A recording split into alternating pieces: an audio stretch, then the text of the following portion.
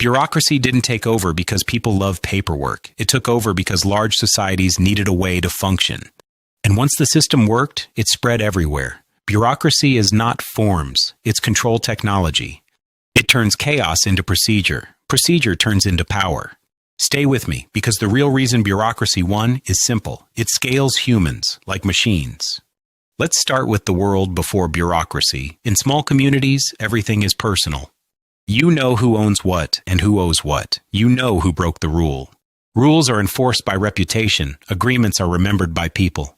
Decisions happen face to face, and memory holds the system together. But that only works at small scale. The moment a city grows, memory fails. The moment an empire expands, trust fails. The moment trade spreads, chaos increases. You can't run a large society on personal relationships. You need systems that work with strangers. That's where bureaucracy enters. It's the system for running strangers. Bureaucracy creates consistent rules. It creates consistent records. It also produces consistent outcomes, and consistency is the foundation of coordination. When millions of people interact, exceptions become chaos. Consistency becomes survival. So the system chooses procedure, even when it feels cold. Here's the key point. Bureaucracy is a machine for making the world legible. If a state can't see people, it can't govern them. If it can't measure property, it can't tax it. So bureaucracy turns life into categories: names, addresses, titles, permits, licenses. Once something becomes a category, it becomes trackable. And once it's trackable, it becomes controllable. You can count it, compare it, and audit it. You can punish deviations. You can reward compliance. This is why bureaucracy feels impersonal. It treats people like entries, not stories. That's not an accident. That's the design. So why did bureaucracy take over the modern world? Because the modern world runs on scale. Mass cities, mass trade, mass armies, mass education, mass healthcare.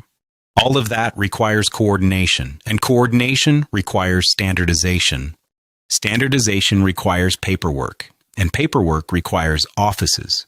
War was a huge accelerator. Wars demand supplies, logistics, recruits, and planning.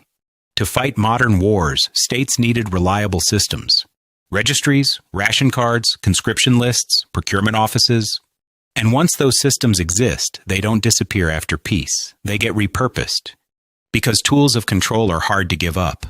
Taxes were another accelerator. You can't collect reliably without records. You need land registries, income reporting, and auditing. So taxation expands bureaucracy. Bureaucracy then makes taxation more effective. It becomes a feedback loop. Each one strengthens the other. Now add industrialization. Factories depend on standards, and railroads depend on schedules. Cities depend on sanitation. Markets depend on contracts. The more society becomes industrial, the more it needs predictable procedures. Bureaucracy provides predictability. Predictability enables scale. But bureaucracy didn't stay inside governments. It took over companies too. A small shop runs on judgment. A corporation can't. Corporations need hiring systems, accounting systems, and compliance systems. So corporate bureaucracy becomes the private version of state bureaucracy. Same logic, different logo. Now here's the real reason bureaucracy wins. It allows continuity without trust. People quit, leaders change, and employees get replaced.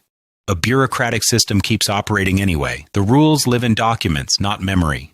Paperwork makes organizations survive humans. That's the quiet power. It also creates accountability, at least in theory. A decision leaves a trail. A form has a signature. A process has a timestamp. That trail can be audited, investigated, and challenged. Complexity demands traceability, so bureaucracy grows with complexity. So why does bureaucracy feel so frustrating? Because it optimizes for system goals, not human feelings. A human wants flexibility. A system wants consistency. If every clerk makes exceptions, the system becomes unfair and unpredictable. So the system punishes exceptions. It rewards uniform behavior. But consistency comes at a cost. Bureaucracy creates delay and friction. It also makes no the default, because yes creates liability. Saying no feels safer for the institution. That's why bureaucracy can feel